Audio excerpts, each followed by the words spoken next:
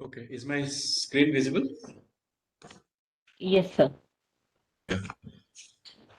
There there is a marriage party below the building where I'm staying. So there is some noise outside. Okay, anyway, am I audible clearly? Yes, sir. Okay, so you can start recording. Yeah, I've started. Okay. All right, so we are in lecture number 29 and we would like to complete the proof of CLT now.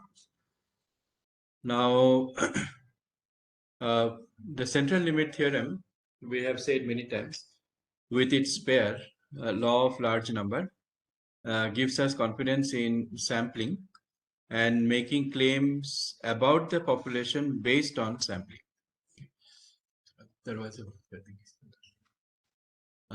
Based on sampling. Okay, so we take sample and we make claims about the population based on what we have observed on the sample.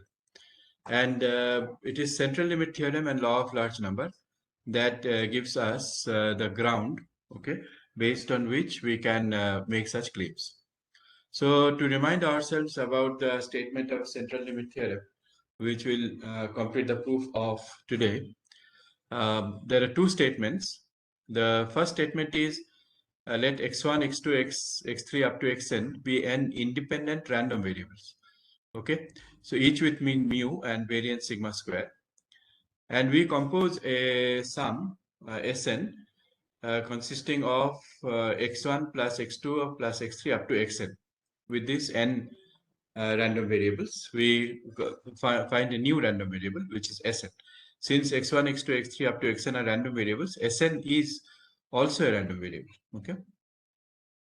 And then what we do is that we subtract n mu from the value of Sn and divide it by sigma into root n. Okay, sigma into root n is the standard deviation of Sn, and n into mu is the expectation of Sn. Okay, the mean of Sn as random variable.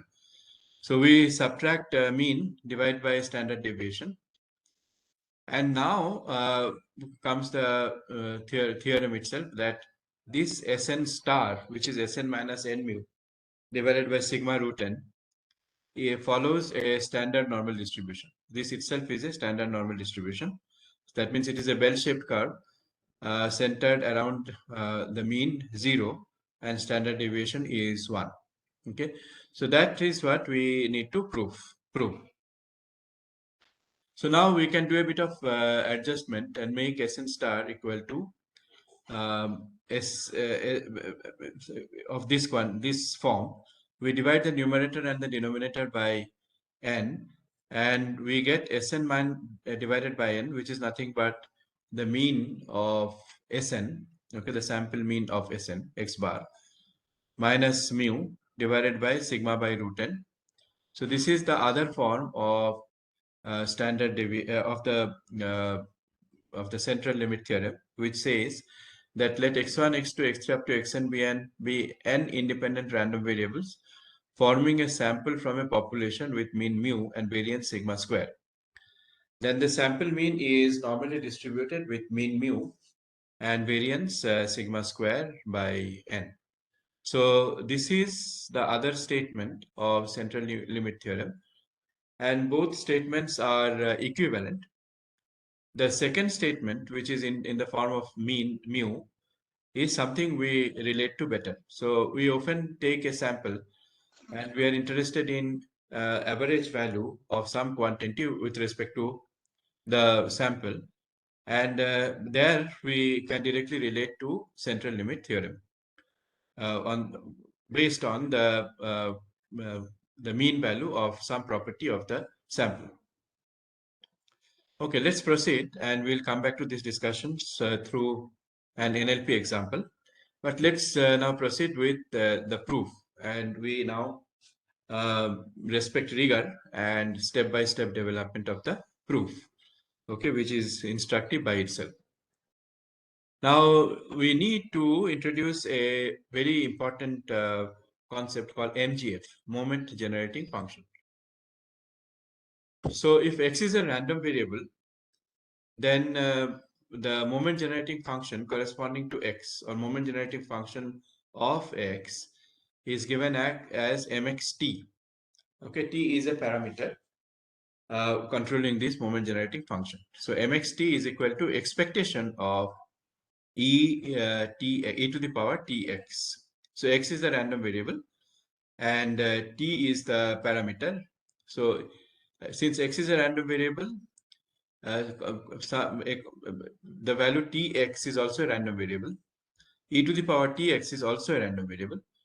Therefore, we are allowed to talk about the expectation of e to the power tx, where e to the power tx is a random variable. Now, x is a random variable with probability mass function fxj. Fxj equal to probability of x taking the value xj.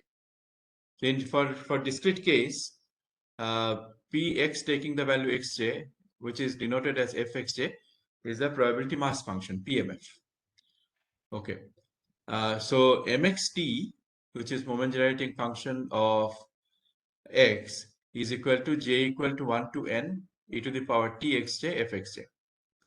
Okay. So we take the PMF of x, which is fxj, and multiply it by e to the power txj. You see, the expectation of x will be equal to xj into fxj, where fxj is the mass function. So instead of xj into fxj, we have e to the power txj fxj, j going from 1 to n. This for discrete distribution. And mxt equal to minus infinity to plus infinity e to the power tx fx dx. This is for continuous case, where fx is the PDF. Okay, probability density function, probability mass function, probability density function. So let us concretize these concepts with an example. So let us concretize the concept of MGF, moment generating function, in the discrete case first. So let us take x to be the random variable which indicates the value that appears on the face of a dice which is thrown. Okay, so we have a dice and the dice is thrown. We do not know what value out of 1 to 6 will appear okay, when the dice is thrown. So the value coming up is a random variable, okay, because it is controlled by parameters beyond our control. What parameters?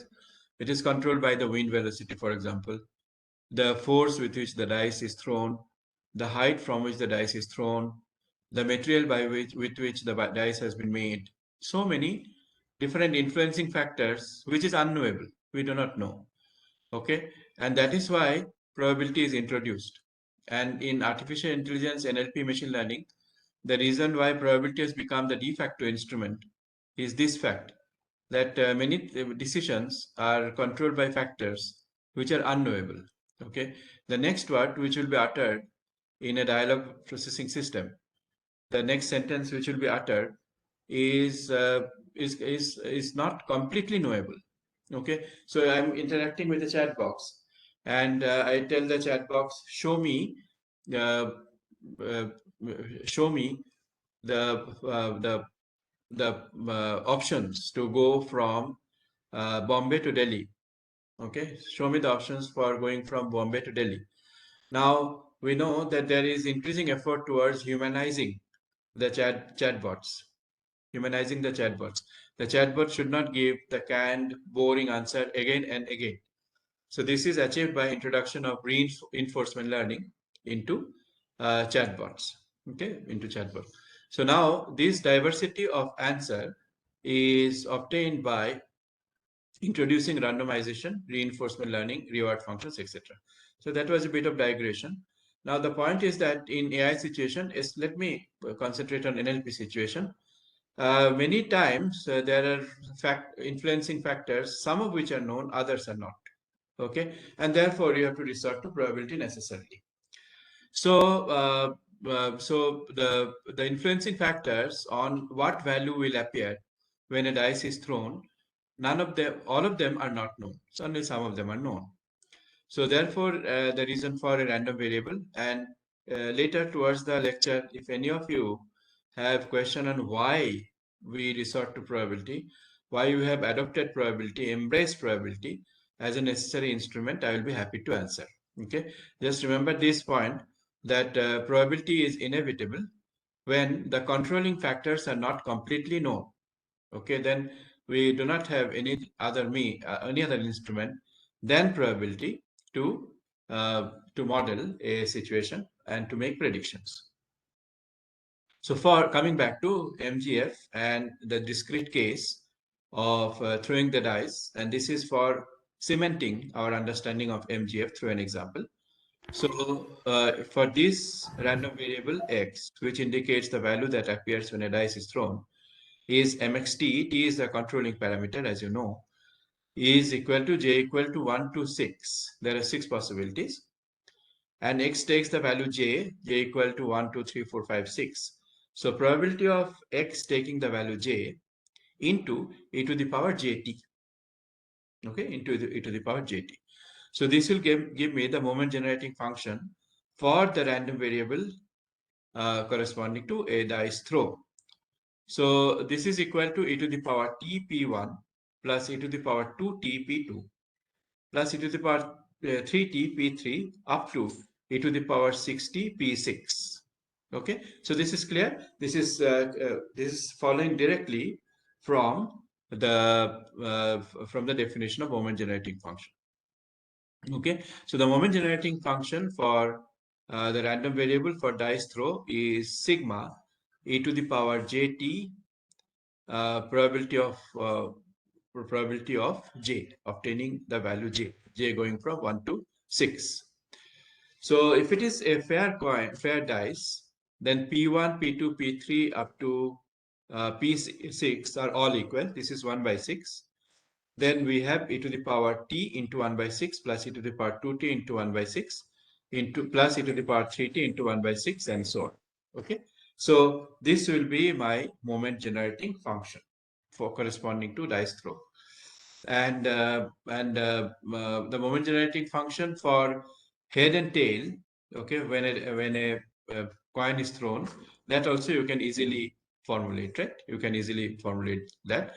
If I take head as 1 and tail as 0, then it will be e to the power 0t into p0 plus e to the power 1t into p1. Okay, so probability of head, probability of tail, and we need some numerical value here. So we'll indicate categorical value is indicated by integer value, 1 for head, 0 for tail. And therefore, the moment generating function of a fair dice is e to the power t plus e to the power 2t up to e to the power 60 divided by 6. Okay. So any question on the moment generating function of the dice? Given a random variable, I hope you will be able to construct its moment generating function this way. Any question?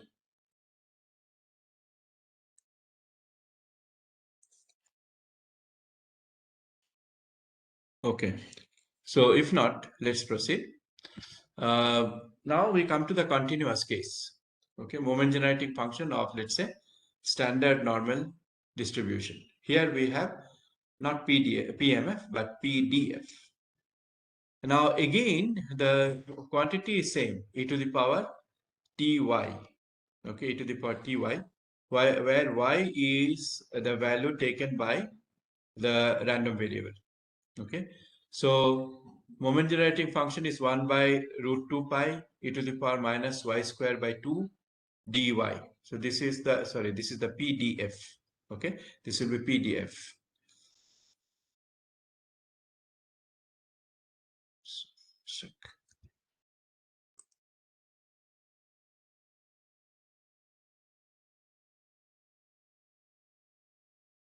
Right. So this is the PDF, and e to the power ty and dy. Okay, y varying from minus infinity to plus infinity. See here, no difference from the PMF, which is the discrete case. For continuous case, we have to take the PDF and dy. and e to the power ty. So now here comes a bit of algebra, which is also quite nice to look at. So minus infinity to plus infinity, e to the power ty and e to the power minus y square by 2, they are added together. Okay, this is a to the power x into a to the power y, a to the power, okay, the same, the different indices for the same value e. So e to the power minus y square by 2 plus ty, what I do is that I add t square, okay, I add t square and I take half outside, and this quantity we have minus half into y square minus 2yt plus t square. Okay, so this uh, ty is added and there is a compensating factor, therefore. Okay, sorry, t square is added, there is a compensating factor here. So e to the power minus t square by 2, e to the power t square by 2. Okay, this is the compensating factor. And I can write this quantity minus y square by 2 plus ty as y square minus 2yt plus t square and half outside. Okay, half and 2 cancel, therefore ty is retained there. So this is a bit of algebra here, which you can see is done for the next step. So the next step will be e to the power t square by 2 is independent of y. Okay, so e to the power t square by 2 is taken outside. And we have here e to the power minus half y minus t square dy. Okay, and y varying from minus infinity to plus infinity. So here, what is this form here? This is a normal distribution whose mean is t and standard deviation is 1. Okay, isn't it? There is a normal distribution here whose mean is t and standard deviation is 1. And y going from minus infinity to plus infinity. This integration, this integration of a PDF, which is actually a normal distribution with mean t and standard deviation 1, is equal to 1. The area under a normal curve is 1. Okay, so there is a normal distribution curve. So therefore, the moment generating function of standard normal form, standard normal distribution, is e to the power t square by 2. So see the maths here. This is following quite logically and quite simply from one step to another. So we have taken two examples here to cement our understanding of moment generating function. The first case was that of a discrete distribution, the throwing of a dice with 6 values. The second case is of a continuous distribution, the case of standard normal form, where my e to the power minus y square by 2, 1 by root 2 pi is the PDF. Okay, so for the moment generating function for a standard normal case is e to the power t square by 2. So now we try to relate this to what we know about the mean and standard deviation of known distributions. The first question we ask is, what do I do with this moment generating function? So the most important property of the moment generating function is that the nth derivatives of the MGF at t equal to 0 give the nth moment of the distribution of the random variable. Okay, the first derivative at t equal to 0 gives the mean of the distribution. Second derivative at t equal to 0 minus the first derivative at t equal to 0 gives the variance. Okay, this we had seen in our last discussion, which was about a month back, therefore this revision. Similarly, the third derivative at t equal to 0 along with the lower derivatives combined with proper operators at t equal to 0 gives the skewness, that is how symmetric is the distribution about the mean. And fourth derivative at t equal to 0 similarly can lead to the kurtosis, that is how heavily the tail of the distribution differs from the tail of the normal distribution. So this is the significance of moment generating function, and we proceed further to prove that these claims are right, that the moment generating function can give rise to variance, expectation, etc. How? So let's take the derivative of the moment generating function, first derivative. So d dt of expectation of e to the power tx. Expectation of e to the power tx is the moment generating function. Okay, so the derivative of that is e d dt of e to the power tx. Okay, so here you can take the derivative inside expectation. Okay, why is it possible to do so? That is because if you write expectation of e to the power x as integration of e to the power dy multiplied by the probability density function of y dy minus infinity to plus infinity, then this then the property of the derivative and integration is that I'm allowed to take the derivative inside the integration. Okay, and if it is summation in case of discrete variable where PMF is involved, then we know that expectation distributes over summation. Okay, expectation distributes over summation, and from there we can make this take this step from this step. So expectation, the derivative of expectation is expectation of derivative. Okay, expectation of derivative. So then we have the derivative of e to the power tx as x e to the power tx. T is constant with respect to x. Now at t equal to 0, this will be expectation of x.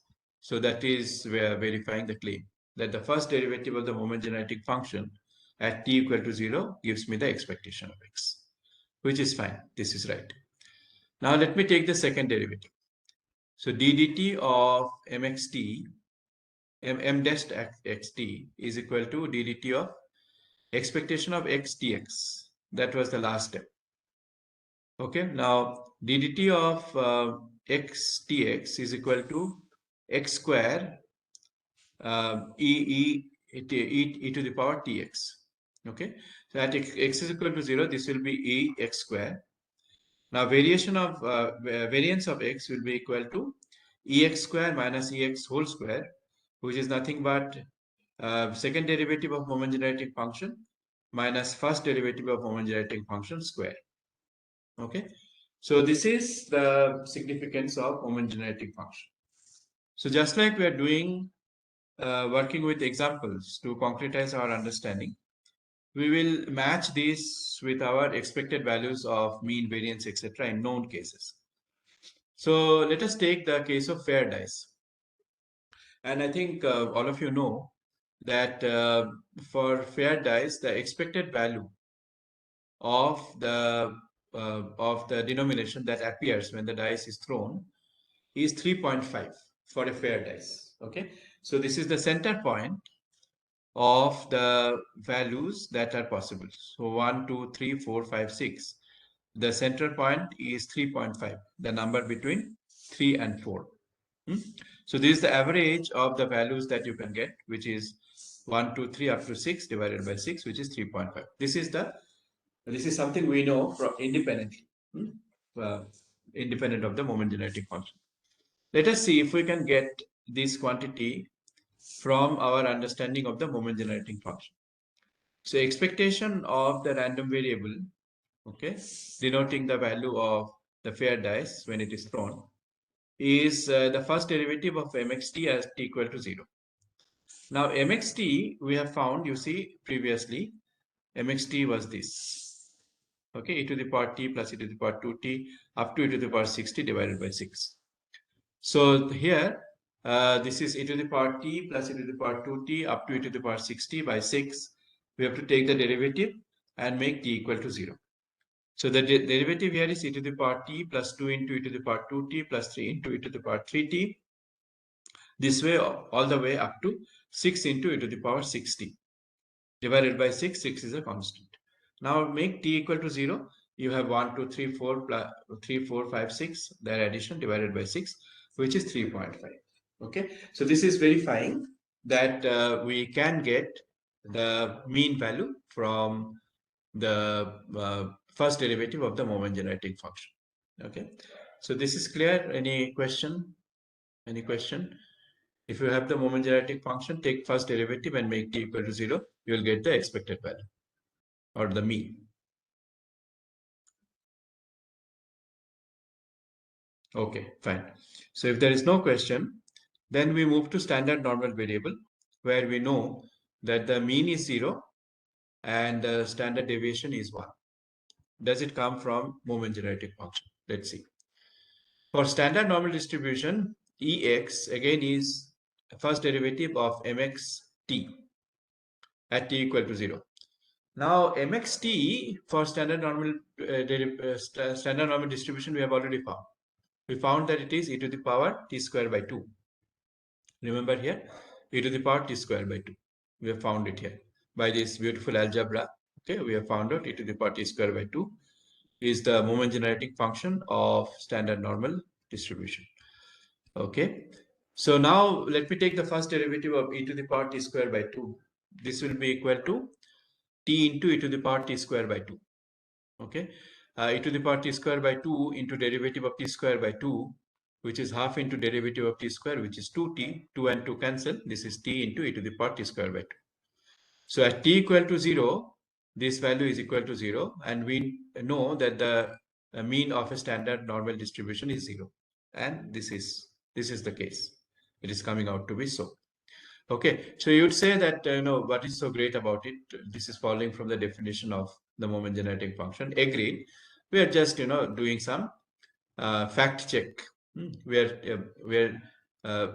taking a checklist that yes, I understand moment generating function. What about the standard deviation or the variance, which is 1 for standard normal distribution? Will it follow from the moment generating function? Let us check.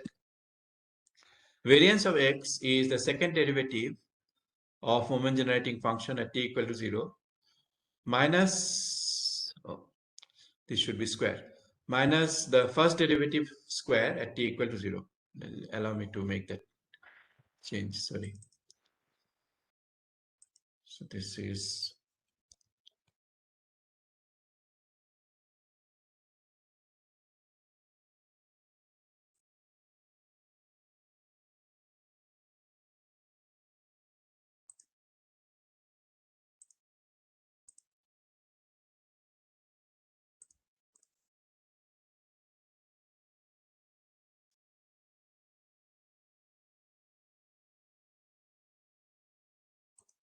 okay. So this is expectation of x square minus expectation of x whole square. So the second derivative of moment generating function at t equal to 0 minus first derivative at t equal to 0 whole square. Okay. So first derivative we have already found is equal to 0 for standard normal distribution. Okay. Now the second derivative of the moment generating function mxt is e to the power t square by 2. So this is this gives me the derivative of t into e to the power t square by 2. Okay, at t equal to 0.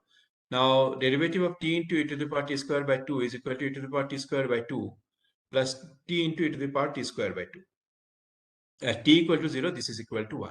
Okay, e to the power 0 plus 0, e to the power 0 is 1, and this is as expected.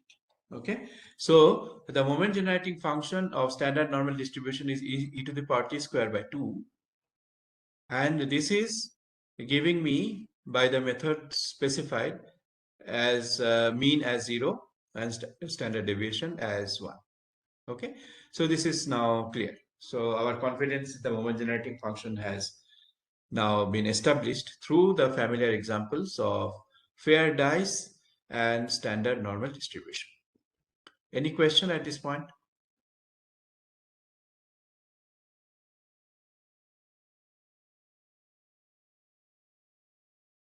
Anything? No? Okay. So let me summarize. So in moment generating function, what we have learned so far is the definition of moment generating function, which is an expectation of e to the power t capital X. X is the random variable. First point. Then we have been able to apply this definition to find out the moment generating function of a distribution. Given any distribution, you can apply this method of expectation of e to the power tx to get the moment generating function. We have done so for a dice and for a fair dice. For a fair dice, it is e to the power t plus e to the power 2t up to e to the power 60 by 6. For continuous distribution, you have to take the integration of e to the power ty into its PMF and dy, y varying from minus infinity to plus infinity for continuous distribution. For standard normal distribution, if we apply the same definition and work through the steps, the moment generating function comes out to be e to the power t squared by 2. So this is the moment generating function for standard normal distribution. Now, to understand the significance of MGF, we know that MGF derivatives, the nth derivatives gives me the nth moment with proper operators and with t set to 0. Of special significance is mean and variance. So mean is found out from the first derivative at t equal to 0. Variance is found out from second derivative minus first derivative square computed at t equal to 0. So this is of special importance because mean and variance appear in most distributions.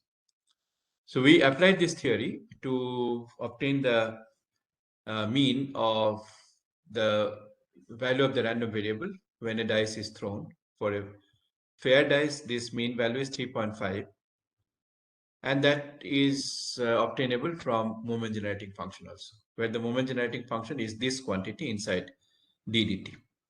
Okay, so remember that moment generating function is obtained by expectation of e to the power tx, and that is a big help after you have got that moment generating function. For standard normal distribution, we expect the mean to be 0, standard deviation to be 0, variance to be 1, and mean to be 0. And this is coming out from the taking the derivative of the moment generating function also. Okay, so this is the story which is completing the description of moment generating function. Now we would like to apply the properties of the moment generating function. Here I would like to say that the moment generating function represents a distribution completely. Okay, you either give the PDF or the PMF, okay, in case of this discrete distribution, or you simply give the moment generating function.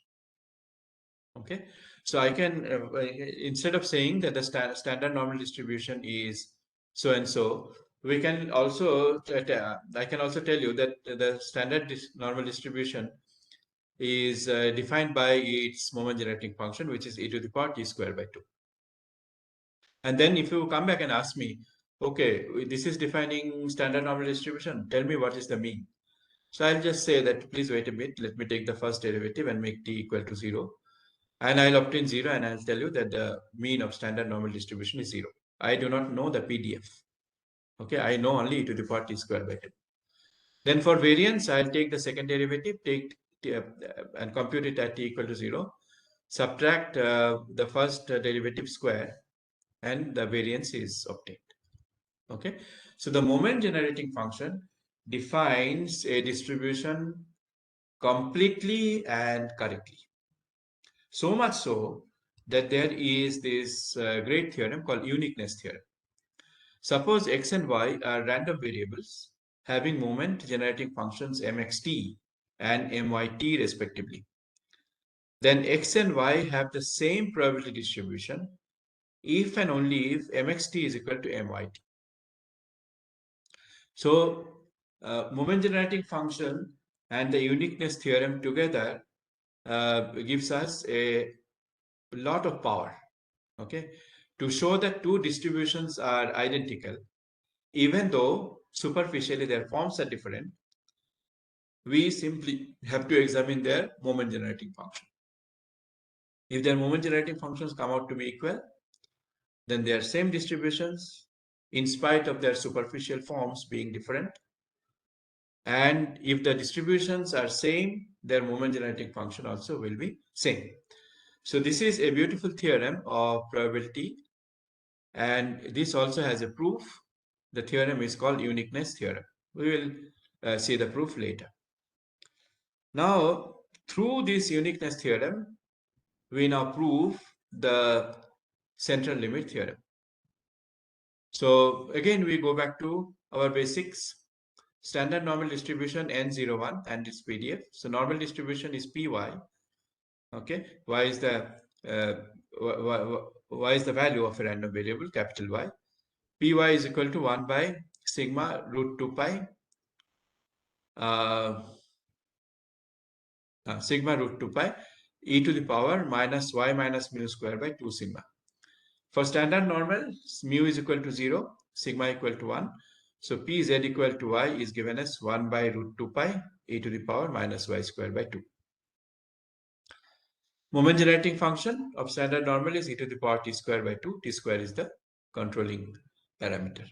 I now want to prove the central limit theorem. I want to show that Sn, okay, which is summation of x1 plus x2 up x1, x2 up to xn, okay, and n is each of these x1 to xn are independent variables, okay, but their means and standard deviations are same, and which are mu and sigma. Then Sn minus n mu divided by sigma root n is standard normal. Okay, that is what I need to prove, that it follows a normal distribution. Okay, now we have to do so, we'll show that the moment generating function of Sn star is same as moment generating function of Z. Z is standard normal distribution, mean 0, variance 1. So we'll show that these two moment generating functions are same, and then by uniqueness theorem we'll say that both the distributions are same actually. Okay. Now let us proceed. We know that moment generating function of standard normal distribution Z is e to the power t square by 2. We want to show that the moment generating function of Sn star, okay, Sn star is also e to the power t square by 2. That is my goal. Let's see the proof, which is also a beauty in itself. So starting from the definition of moment generating function, I'll have to first take the random variable multiplied by t and raise this quantity to the power of e. Okay, and then take the expectation of this quantity.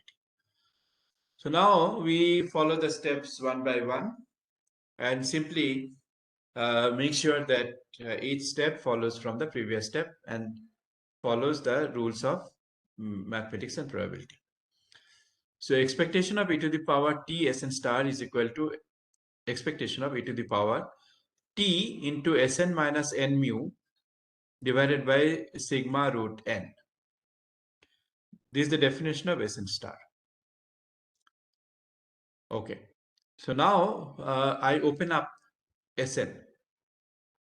Sn is summation of xi, I going from 1 to n. Okay. So this is the quantity here. I have simply opened up Sn. Now I isolate the terms and look upon these as I equal to 1 to n t into xi minus mu divided by sigma root n. So t, mu, sigma root n are constant with respect to I. Okay. So see that this step is following, the third step is following from the second step. If you take mu from I equal to 1 to n, you will get n. Okay. And t is a constant which can come in. So then we have e to the power summation of some quantities. So this is then equivalent to product of e to the power of those quantities. Okay. So e to the power sigma I equal to 1 to n t xi minus mu divided by sigma root n is equal to product of I equal to 1 to n e to the power t xi minus mu divided by sigma root n. Okay, so e to the power x plus y is e to the power x into e to the power y. This rule is being applied here. Now this is equal to, now these quantities are independent. Okay, these quantities inside are independent of each other. So expectation of the product of independent quantities is product of expectations. So this will be equal to I equal to 1 to n expectation of the quantity inside e to the power t xi minus mu divided by sigma root n. Now each of these quantities are going to be equal. Okay, each of these quantities are going to be equal because these random variables xi, each of them have same mean, okay, and same variance. Now with a bit of algebra and applying the rules of expectation, the fact that expectation distributes over operators, the expectation of product of independent variables is product of expectations. Applying those things repeatedly, you can show that this product is equal to expectation of e to the power t xi minus mu divided by sigma root n to the power n. Okay, so this step is following from the properties of expectation. So each step is following logically. Maybe you will have questions on some steps, but let us, slowly but without interruption, complete the proof. Now we have got expectation of a quantity to the power n.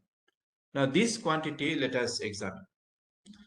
E to the power t xi minus mu divided by sigma root n can be written as 1 plus t into xi minus mu divided by sigma root n plus t square into xi minus mu square by 2 sigma square n plus so on.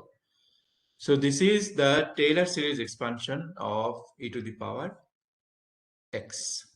Okay, so e to the power x can be written as 1 plus x square by 2 plus x cube by 3 and so on. Okay, this is the expansion of an exponential series. Okay, expansion of an exponent e to the power some quantity. This is the Taylor series expansion. Okay, look at it for a few minutes. 1 plus this exponent plus the exponent square plus the exponent cube and so on. So we are showing only 3 terms here. Okay, so this expectation of this quantity is expectation of this summation, this series expansion. So now I write this quantity as expectation of 1 plus t xi minus mu divided by sigma root n plus t square xi minus mu square by sigma square n plus and so on. Now expectation distributes over summation. So expectation of 1 plus t into expectation of xi minus mu divided by sigma root n. How so? Because t by sigma root n is a constant. So expectation of constant into variable is constant into expectation of the variable, which is this. Here also similarly t square by sigma square n, expectation of xi minus mu square, and so on. Now expectation of 1 is 1. T, a constant into expectation of xi minus mu has to be 0, because expectation of xi minus mu is nothing but expectation of xi minus expectation of mu. Mu is a constant and expectation of xi is mu. So mu minus mu 0. So this is 0. Expectation of xi minus mu square is nothing but the variance, sigma square by definition. So this sigma square and this sigma square will cancel. So I have t square by 2n and plus other quantities. Okay, so this is very nice algebra and the application of definitions. So now let us see what happens. So we have come up to this stage. Expectation of e to the power tsn star, tsn star the moment generating function of Sn star is coming out to be is equal to 1 plus t square by 2n plus so on to the power n. Okay, you see this step came from here. Okay, came from here. The moment generating function is some quantity to the power n, and that some quantity is now proven to be equal to 1 plus t square by 2n, etc., to the power n. Now we would like to study this quantity ln, which is equal to 1 plus t square by 2n plus many quantities to the power n. And I would like to study this quantity as n tends to infinity. Okay, why n tends to infinity? Hold on for a bit. Why n tends to infinity? So take study the logarithm of ln, which is equal to n into log 1 plus t square by 2n plus etc. This can be written as log 1 plus t square by 2n plus some quantities divided by 1 by n. Okay, some algebra. Log 1 plus t square by n plus some quantities divided by 1 by n. Now, the thing to observe is that as n tends to infinity, denominator tends to 0. Why? As n tends to infinity, these quantities which have n in the denominator, they become 0. And we are left with log 1, which is 0. And as to infinity, 0. So now we have 0 by 0, and I can apply L'Hopital rule to study the limit as n tends to 0. So take the derivative of numerator and denominator. Numerator and denominator. Okay, I'll do it later. For the denominator, the derivative is easy. The derivative of 1 by n, which is minus 1 by n square. For the numerator, what is the derivative? This is log of a quantity. Oh, okay. So the derivative will be 1 by this quantity. Okay, and then derivative of the quantity inside. So the derivative of the quantity inside is minus t square by 2n square. Minus t square by 2n square. The derivative is with respect to n. Okay, so the derivative of 1 is 0. And derivative of t square by 2n will be minus t square by 2n square. And then there are other quantities which have denominator as n to the power higher powers, okay, n to the power 3, n to the power 4, and so on. So what we do is that we retain only minus t square by 2n square and divided by 1 plus t square by 2n plus etc. So this whole quantity then comes out to be equal to t square by 2. You see, minus 1 by n square and minus t square by 2n square gives me t square by 2. And this quantity 1 plus t square by 2n etc. Lots of terms there. And this becomes equal to t square by 2 as n tends to infinity. Okay, so the moment generating function of Sn star is also t square by 2. Okay, and the moment generating function of standard normal form is also t square by 2. So Sn star must be following the standard normal distribution. One caveat is that n tends to infinity. Okay, so that's why it is said in the central limit theorem, statement of central limit theorem, that Sn equal to x1 plus x2 up to xn follows normal distribution with mu n mu, with mean as n mu, and variance as n sigma square, provided n is large. You see, the proof makes use of the fact that n tends to infinity. And how large? It has been empirically found to be greater than or equal to 30. Okay, so now I think you will be able to relate to this fact when somebody states that the central limit theorem holds when n is large. The fact that n is large is there in the proof itself. Okay. So now we have been able to prove the central limit theorem that a sum of n independent random variables with mean mu and variance sigma square, each of them have these properties, these parameters. This itself follows a normal distribution with mean n mu and variance n sigma square, which is an extremely powerful instrument for us. And the other statement, which is that the mean of a sample also follows normal distribution, okay, with same mean as the population mean mu, and standard deviation as standard deviation of the population divided by root n, is also another statement of central limit theorem that is also very powerful.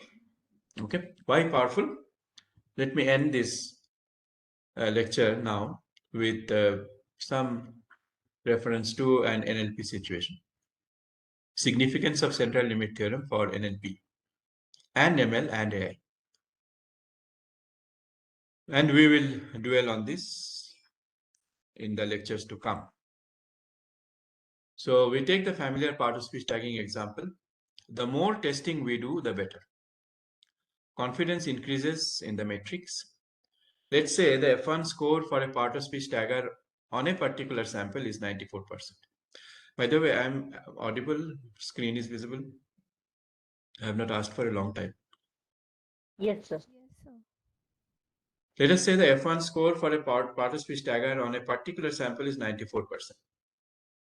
On another, it is 93.34%, on another 95.1, on another 94.89, on another 95.87, another 96%, and so on. So don't you see that this is what we do all the time? This is our bread and butter in machine learning, no? And in particular in NLP, in particular in part-of-speech tagging, we'll take different data sets and perform experiments and get the values of some quantity we are interested in. Here the quantity of interest is what is the accuracy of the part-of-speech tagger, average accuracy of the part-of-speech tagger. We are varying the samples, okay? And we see what we see. We see that the accuracy value or the F1 score seems to be like 95%. No? And our confidence increases in stating that the part-of-speech tagger we built has 95% F1 score. And there is a central tendency towards reaching this value. So CLT and law of large numbers gives us a theoretical framework by which we can ground our claim and also have confidence in it.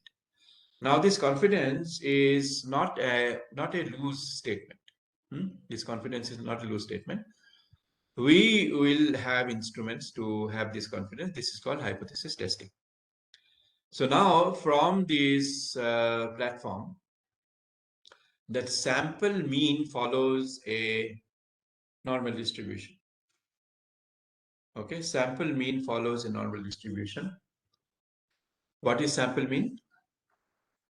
The mean of some numerical quantity with respect to that sample. That follows a normal distribution. This opens the door, okay, for confidence in claims, namely hypothesis testing. Hypothesis testing was done last year. Okay, we spent some 6-7 lectures.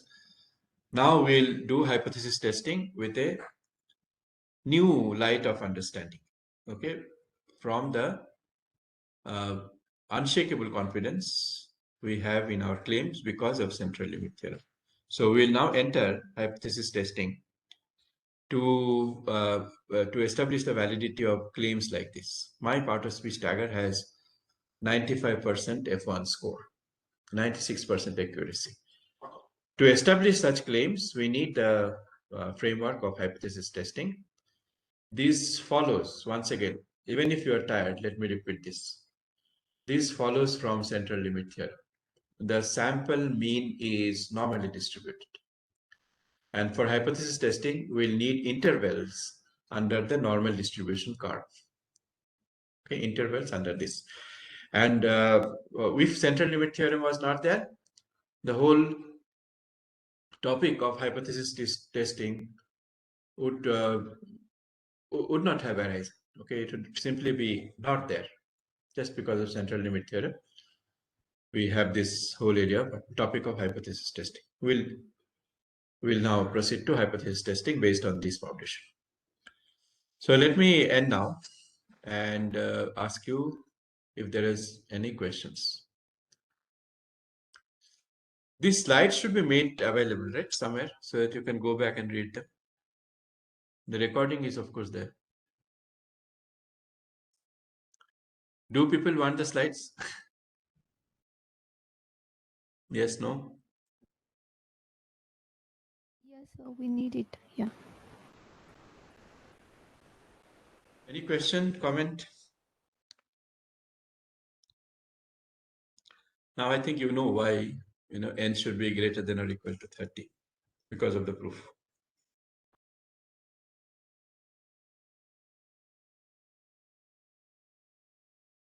So the recording and slides we would like to make available somewhere on this Thursday meeting, Thursday lab meeting. We'll formally decide this so that you can go back to these lectures and these recordings and slides. They're very valuable, huh? Let me tell you, they're very, very valuable. Okay, so looks like there are no questions. Any question?